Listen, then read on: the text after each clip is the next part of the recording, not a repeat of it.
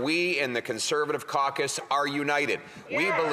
We believe that Canada needs a pipeline to the Pacific and that we need to override the discriminatory anti-Canada ban on shipping Canadian energy overseas. We need this pipeline because it will make for stronger take-home pay, it will make for affordable living, and it will make for a sovereign, self-reliant economy. Let's talk for a moment about the incredible benefits that such a pipeline would bring. It would allow us to move $30 billion a year of Canadian energy overseas to the 2.5 billion Asian customers that would then pay world prices for it. $30 billion would be the single biggest increase in overseas exports that any decision by this country could make.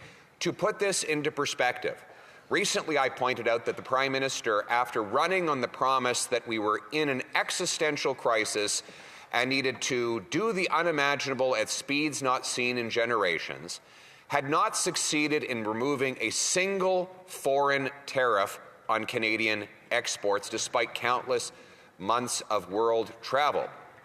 He snapped back that there's been a trade deal with Indonesia. Well, forget the fact that it was the previous Prime Minister that negotiated that, something the current one has a bad habit of doing, is taking credit for things he did not do. But by the government's own projections, if that trade deal were to be as good as they promised, it would add $400 million to our exports. The pipeline to the Pacific would add 75 times more to Canada's exports overseas than the only agreement that the Prime Minister likes to brag about. So there is literally not a single trade deal you could sign, not a single government project you could fund that would come anywhere close to opening up the $30 billion of overseas non-U.S. exports that this single project would enable. It would mean thousands of extra jobs for Canadians in Western Canada, but also potentially in Central Canada, who might be the ones supplying the steel for this patriotic pipeline. It would mean the communities on the route would have new life as workers would be filling restaurants with their paychecks. Local vendors would be able to sell more clothing, more housing supplies, and other goods to enable and rejuvenate communities all across the north part of Alberta and British Columbia, originating as it would be from Hardisty, Alberta, in my wonderful riding. The best people in the world would therefore benefit from this incredible project. And I add, Madam Speaker, that it not only would it give paychecks, it would bring tax revenues that would allow us to fund more schools, hospitals, better policing, and increase social services, not through higher taxes, as the Liberals so often favor, but rather through a booming economy.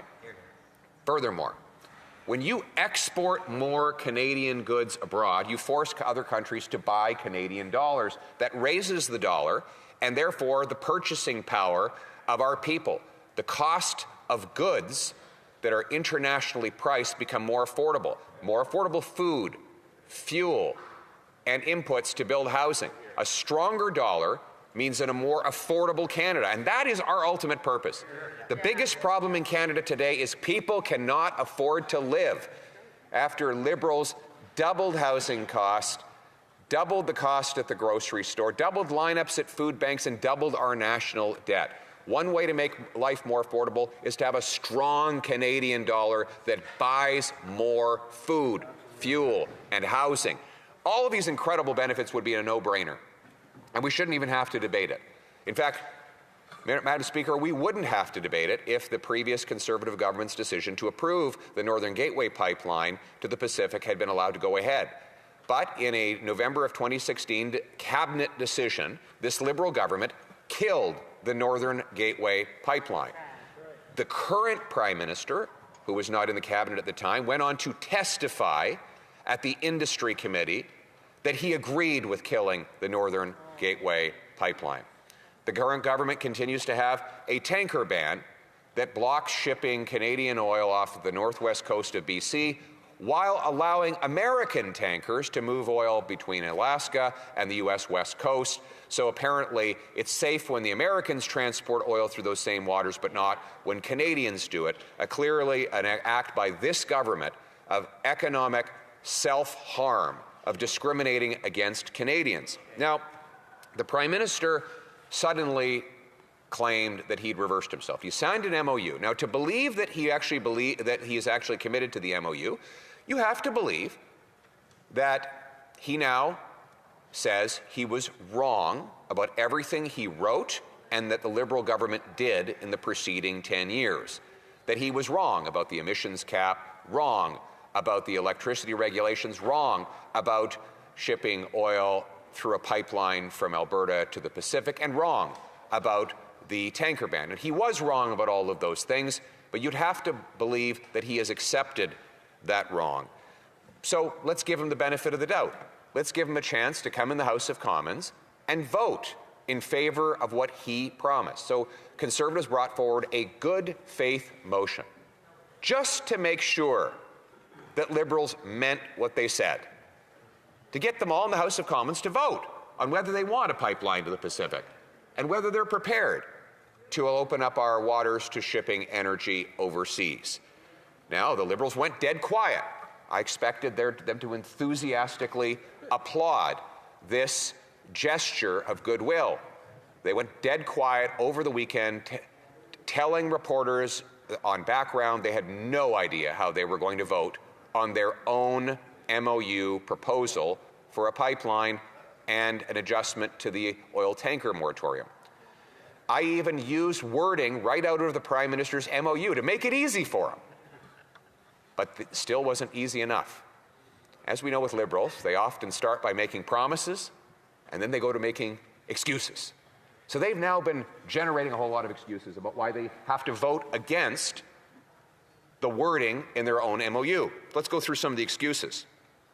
That it didn't mention that they want to accompany the pipeline with a carbon capture project.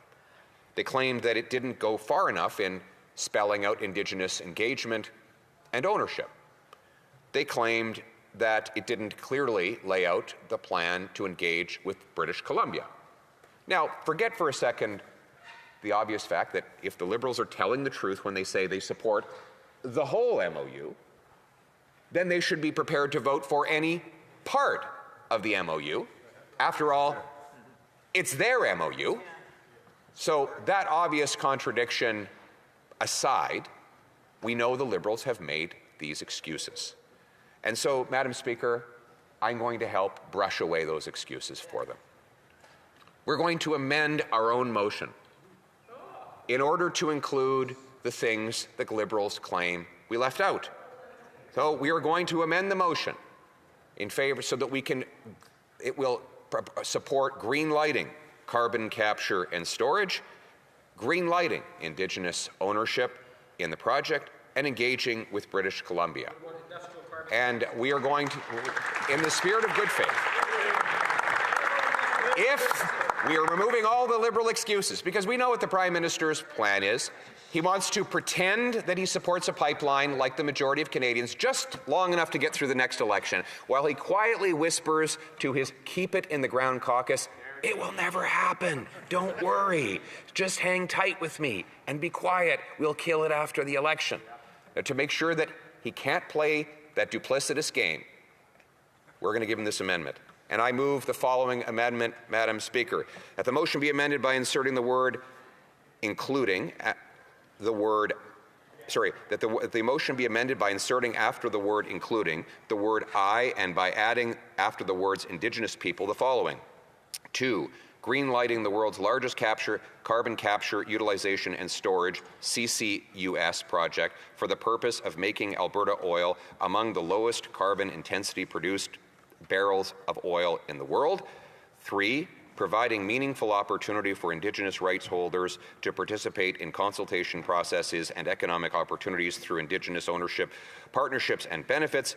4, engaging with British Columbia immediately in a trilateral discussion on the pipeline project and during the potential development and construction of the bitumen pipeline referred to in the MOU, and to further the economic interests of BC related to their own projects of interest that involve the province of Alberta, including the interties and Canada working with BC and with Canada working with BC on other projects of national interest in their jurisdiction. Madam Speaker, this amendment is so moved, and it is seconded by the member for Regina Capel. Thank you.